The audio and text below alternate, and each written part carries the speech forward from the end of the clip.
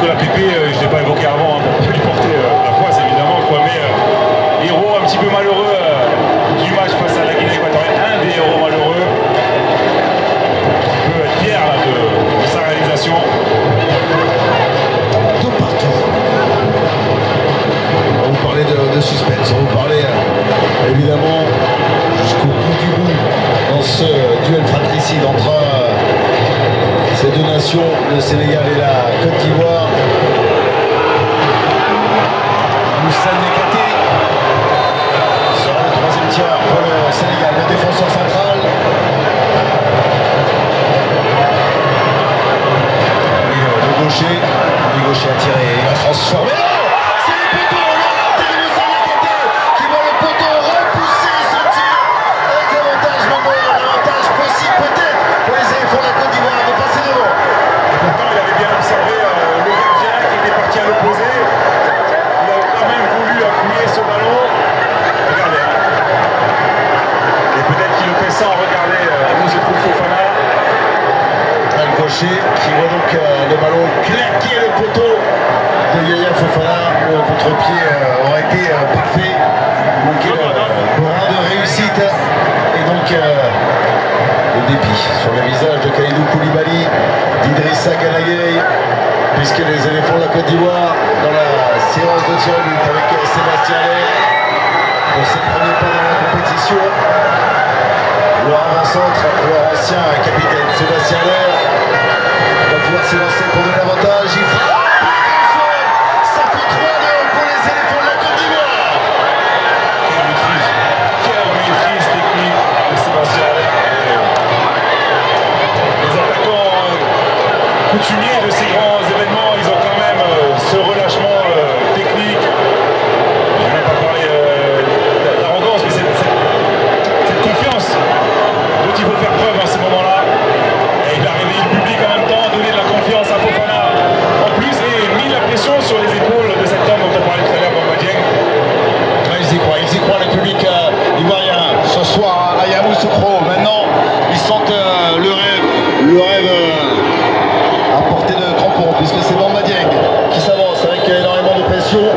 Bamba Dieng qui va aller tirer au ras du poteau et permettre donc au Sénégal de revenir, mais il y a encore une chance, bien entendu, pour les Ivoiriens de conserver leur avantage.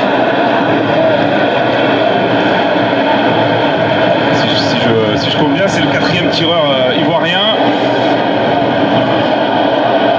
Kessié, On est sur du 100% pour... Kessié n'a pas encore frappé. Sadio Mané non plus. Vous me direz. Ouais, j'ai une théorie là-dessus, mais on va laisser... Kessié qui a donc transformé tout à l'heure le penalty dans les dernières minutes pour emmener ce Sénégal dans les prolongations. Et Marseille qui souffre, il n'en peut plus. Il le sait évidemment. C'est important de conserver cet avantage. Ça serait un demi-pas d'effet de la qualification pour les quarts de finale.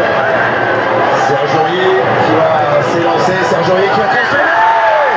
Serge Aurier qui va transformer le penalty.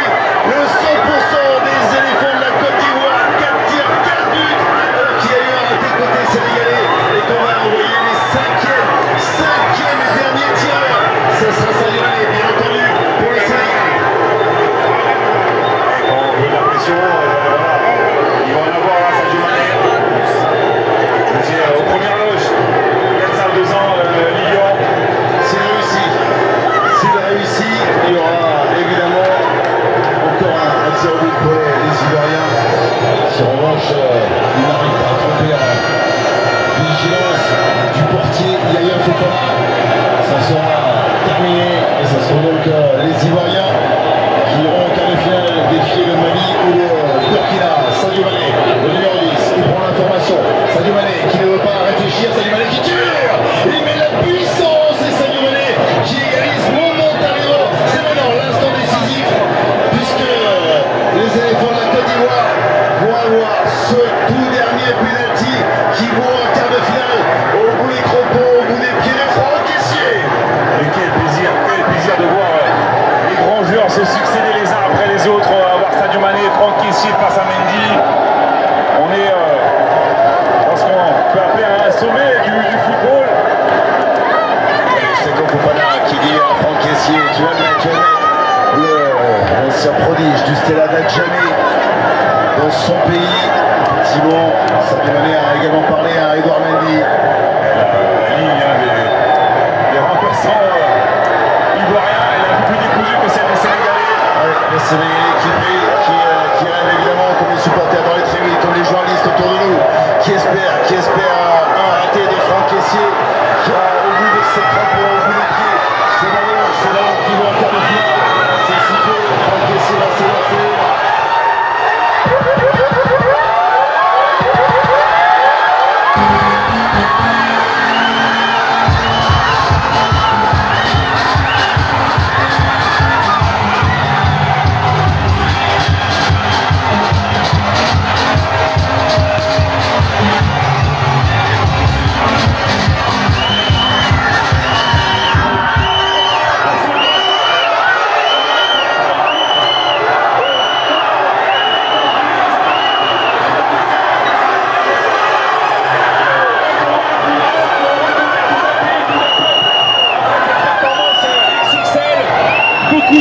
Les gars, on descend du podium par limite.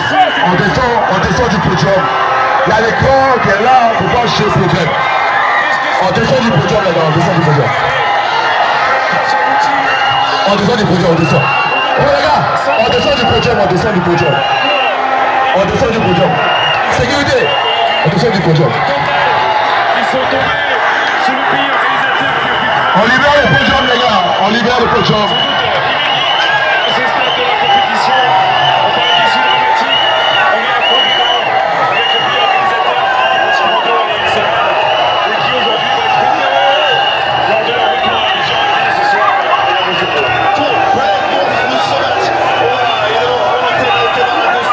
Parce qu'il y a tellement de choses à dire qui vont nous amener avec ce miracle, ce qu'on a vécu et ce cataclysme pour les Sénégalais qui sont éliminés de la compétition.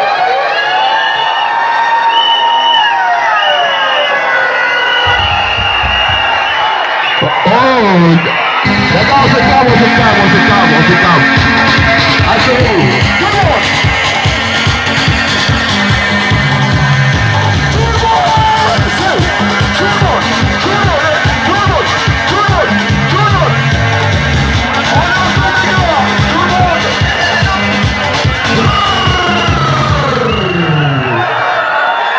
Apprête-moi, faut m'apprêter la chanson des supporters, s'il te plaît.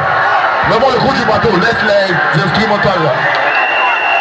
Mets-moi le coup du bateau rapidement, mets le coup du bateau. Jour de fête, Tout le monde, la Côte d'Ivoire, inspirante d'hospitalité reçoit l'Afrique.